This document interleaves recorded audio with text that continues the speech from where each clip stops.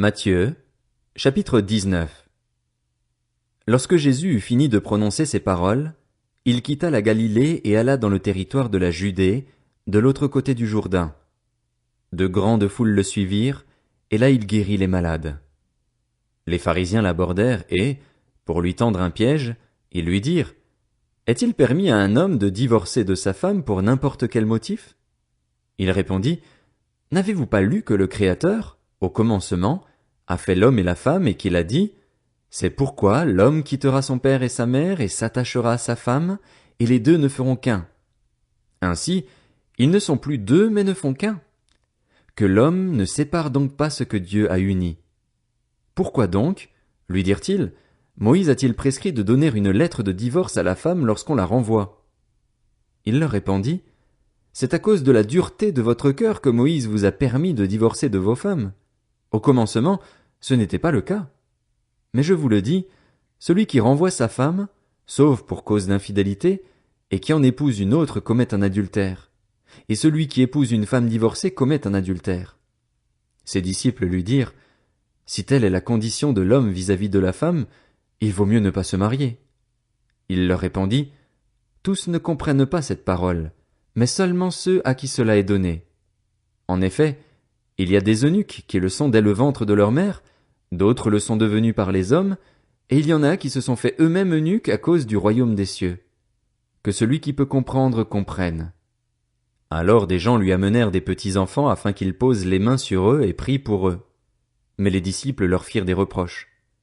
Jésus dit: Laissez les petits enfants, ne les empêchez pas de venir à moi, car le royaume des cieux est pour ceux qui leur ressemblent. Il posa les mains sur eux et partit de là. Un homme s'approcha et dit à Jésus: Bon maître, que dois-je faire de bon pour avoir la vie éternelle? Il lui répondit: Pourquoi m'appelles-tu bon? Personne n'est bon, si ce n'est Dieu seul. Si tu veux entrer dans la vie, respecte les commandements.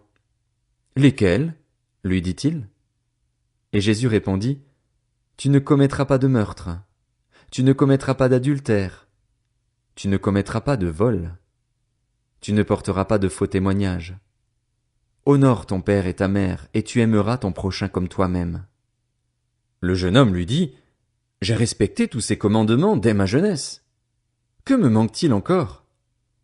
Jésus lui dit: Si tu veux être parfait, va vendre ce que tu possèdes, donne-le aux pauvres et tu auras un trésor dans le ciel. Puis viens et suis-moi. Lorsqu'il entendit cette parole, le jeune homme s'en alla tout triste, car il avait de grands biens. Jésus dit à ses disciples: Je vous le dis en vérité, il est difficile à un riche d'entrer dans le royaume des cieux. Je vous le dis encore, il est plus facile à un chameau de passer par un trou d'aiguille qu'à un riche d'entrer dans le royaume de Dieu.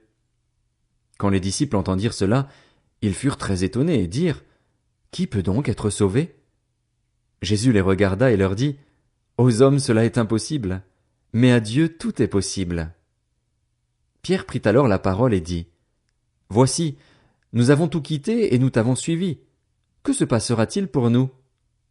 Jésus leur répondit: Je vous le dis en vérité, quand le Fils de l'homme, au renouvellement de toutes choses, sera assis sur son trône de gloire, vous qui m'avez suivi, vous serez de même assis sur 12 trônes et vous jugerez les 12 tribus d'Israël.